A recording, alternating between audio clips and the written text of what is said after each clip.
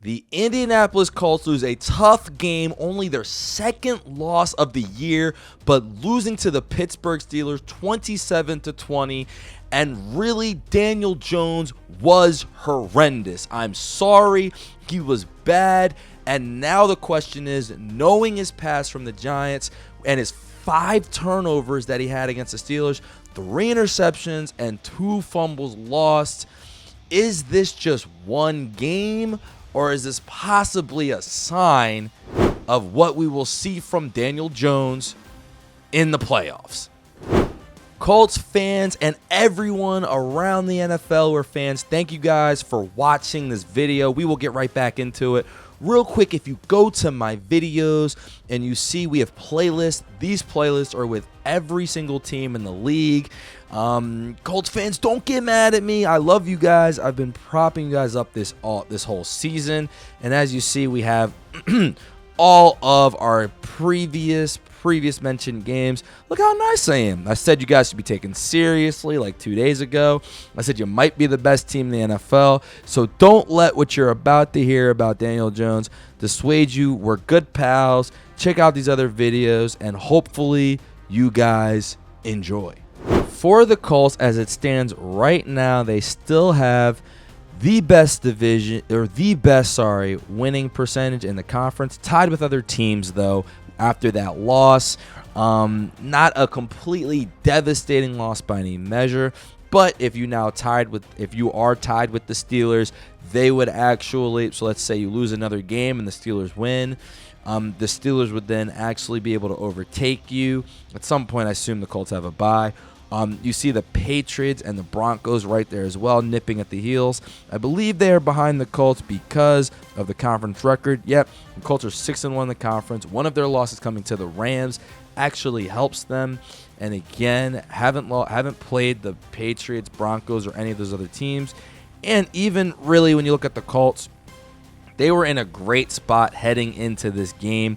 Division-wise, they are still well in control. Now, the Jags are still trying, right? They're still fighting. My gosh, that -8 point differential for the Jags and plus 100 for the Colts is crazy. But the Colts still remain atop of the division. They haven't played each other yet, though, as we will look at the schedule real quick and show you guys how we've gotten to this point and what this means for the Colts going forward. They've beaten, obviously, the Dolphins. Oh, they have. I forgot they played the Broncos and beat them. I slipped my brain. This is why we do this. So, actually, that's why they're above the Broncos. So, that's a huge tiebreaker, actually, over the Broncos that game. That one came down to the wire there. Again, lost to the Rams. That was tough. Adonai Mitchell, shout out to bro, fumbling the football. They also beat the Chargers as well. The Chargers are 6-3. So if the Chargers end up winning that division, the Colts would have the tiebreaker over them. And again, everything we're referencing is for home field advantage. So if, for instance, a 2 seed plays a 3 seed, the number 2 seed would have home field advantage, and the Colts would have that by proxy of beating both the Broncos and the Chargers if they were to end up with the same record. Going forward, next week they play the Atlanta Falcons. Oof, coming off of that to go overseas is tough. They got to wake up, get it together quick. And then, honestly, great schedule. You get a bye week, and then you get the Kansas City Chiefs.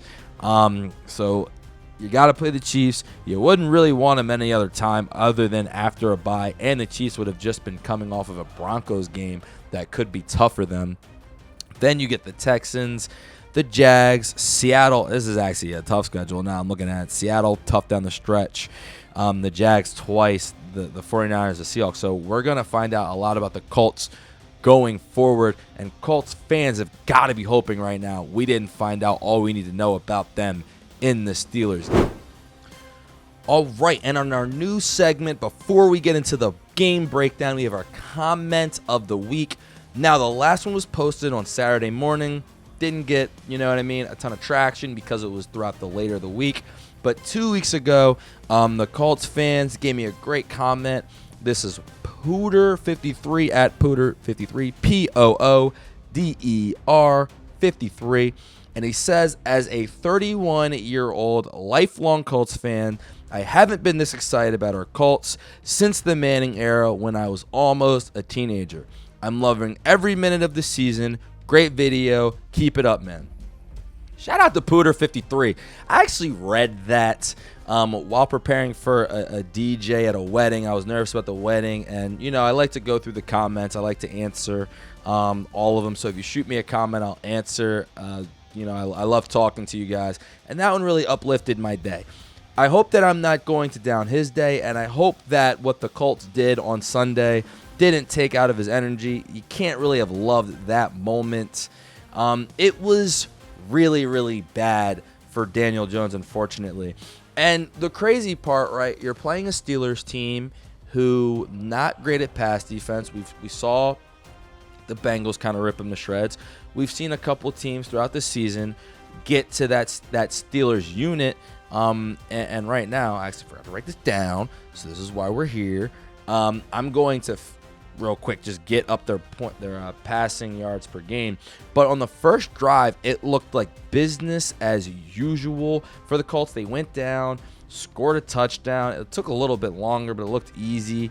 And Danny Dimes was hitting some impressive passes. He found Alec Pierce 3 different times on that drive on different routes, comeback routes.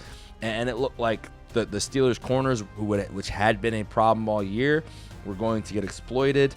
But as the game wore down, the second drive, they're driving down the field. It's like a 10-play, 40-yard drive to this point when they were at the 40-yard line. And then T.J. Watt comes in, strip sacks Daniel Jones, and that can't happen. That can't happen. Now, T.J. Watt's a great player, and it did happen. And it could be, just one play, them making a play. That was tough. However, the thing about that play was, A, they were in scoring range, right? So even if you get sacked, you had plenty of plays. It changed the entire outlook on the game. The Colts defense got the Steelers off the field quick. I'm talking to people in the chat like, man, this Colts team is so good.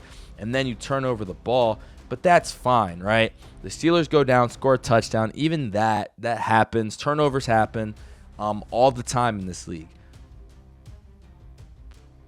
But then he throws an interception on a curl route. Literally the next play, curl route, throws an interception, and it's taken to like the 5. The Steelers, it was a 7-7 game. The Steelers ended up going up 14-7.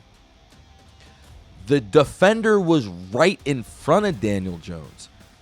Right in front of him. Like, what was he looking at? An awful play. A terrible turnover. That led to the Steelers getting the lead, and suddenly the entire game was flipped on its head. And then right after that, they come back on the field down 14-7, have a 3-and-out. So, like, Daniel Jones just wasn't doing anything throughout those last 3 drives. The Steelers went down, were able to eat the clock. It's now 17-7. And then driving down the field, you're like, all right, it's still right here. All right, they can move down the field. They have another 3-and-out coming out of halftime off of a blitz, just gets screamed at. The defense gets a stop, and it has you thinking again, all right, Colts, you're still right here in this game. It's still just 17-7. Your defense has fought. The Steelers decided to not throw the ball on third down. Now, their defense was getting pieced up a little bit, but not terribly. It was mainly the turnovers, and Daniel Jones driving down the field. They again get it to the 40, just right in front of him. Dude's right in front of his face. He just throws it off of his hands. It gets deflected behind him. It's picked. It is a great play. It's a great pick. But, bro, dude, he's right in front of, Daniel Jones turns left. He's trying to take a check down. There's a guy right there. Do you know how many people, you either throw it up or you just, because you don't want a wild deflection? It was extremely risky, extremely bad football. I think the Steelers went down.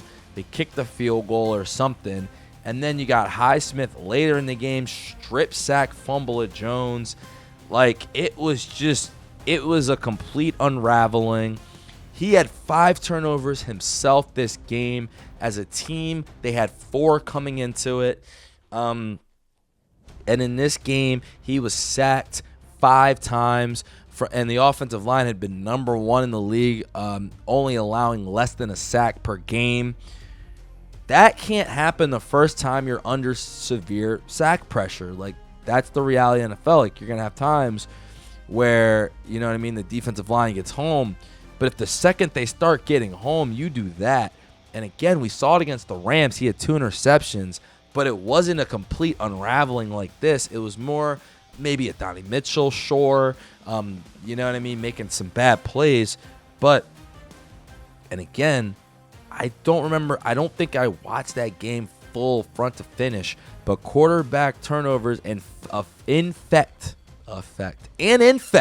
I'm infected with the Daniel Jones turnover bug. And that is what happened to the Colts this game. And I don't care. This is another, I don't give a crap. I don't give a flutin' to hoot about yards. Yards, 342, I don't care. The Steelers were 21st in the league at letting up points, 24 per game, but they were 3rd in sacks, or are, I guess now, 3rd in sacks with 3.4 a game. We saw that pressure on Daniel Jones, and a team that held down Johnathan Taylor, 14 rushes, 45 yards. Clearly, we knew that was the game, was the blueprint. Steichen got a little out of his skis throwing the ball, 50 passes to only 14 runs, but the Steelers kind of forced them into that, slowing down that running game, not allowing them to be able to run crazy, and I think that definitely had something to do with what was at play in this game, but really it was the pressure. Now, players have bad games. 5 turnovers is ridiculous, though. That can't happen. And I was worried earlier in the season. I saw Daniel Jones getting up there, kind of pressing a little bit, almost throwing some interceptions, I believe, against the Cardinals. And you're like, whoa, Danny, calm down, Danny. Like, just chill out, dude. He wouldn't.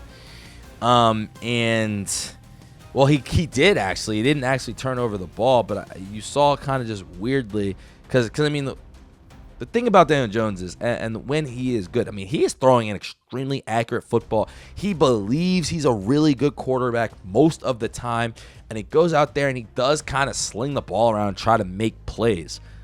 But that's not always required, and that is what I think people forget about playing quarterback. And that deer in the headlights look just can't happen ever to me, really. But specifically, okay, it happens every once in a while, but you know that if that happens in the playoffs, you're done. Your season's over. Now, to Daniel Jones' credit, he himself has never had that look in the playoffs.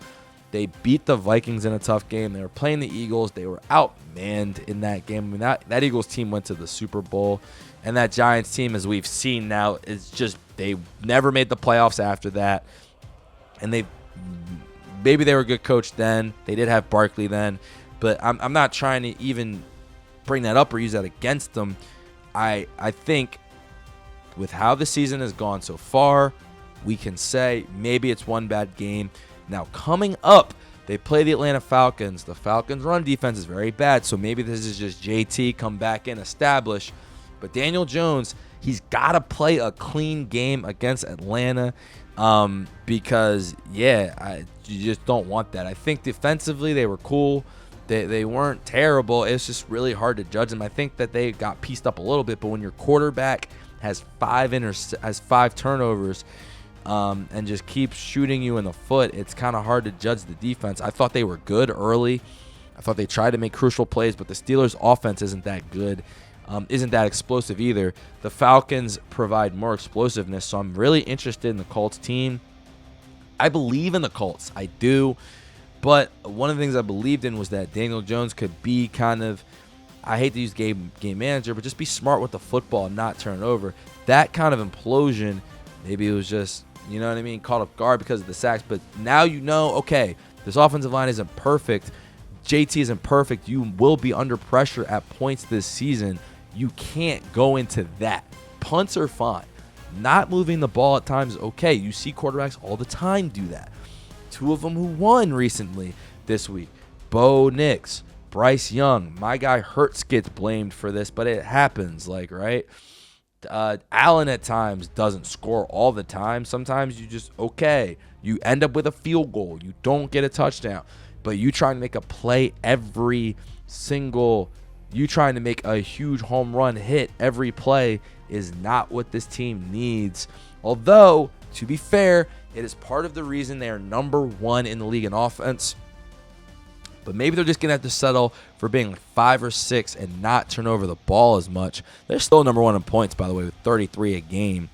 But I'm very interested to see them against the Falcons, because now I do have to question a little bit. He is still Danny Dimes, right? Like we saw him play bad for years and years and years, to the point where the Giants cut him.